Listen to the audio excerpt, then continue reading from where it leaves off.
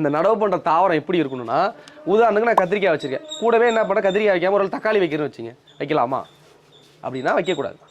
ஏன் அப்படின்னா தக்காளியும் கத்திரிக்காயும் ஒரே குடும்பத்தை சேர்ந்த தாவரங்கள்.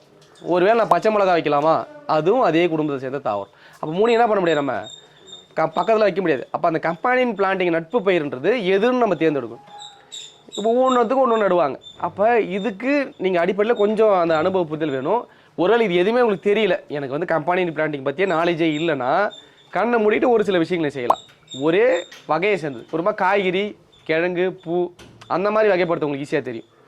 இதெல்லாம் காய்கறின்னு தெரியும், எதெல்லாம் பூன்னு தெரியும், எதெல்லாம் மூலிகை செடின்னு தெரியும். இப்படி வகைப்படுத்துறது ஒரு இது. நான் சொல்கிறேன், முதல்ல இப்போ இங்கே கத்திரிக்காய் வச்சுட்டிங்க, பக்கத்தில் கத்திரிக்காய் காய்கறி வைக்காது, வெண்டைக்காய் வைக்காதீங்க, எதுவுமே காய்கறியே வைக்க தேவையில்லை. நான் சொல்ல பூ வச்சுட்டிங்க, மறுபடியும் கூட காய்கறி வைக்க தேவையில்லை. நீங்கள் ஒரு மஞ்சள் செடி நட்டு போயிடுங்க, கிழங்காயிடுது.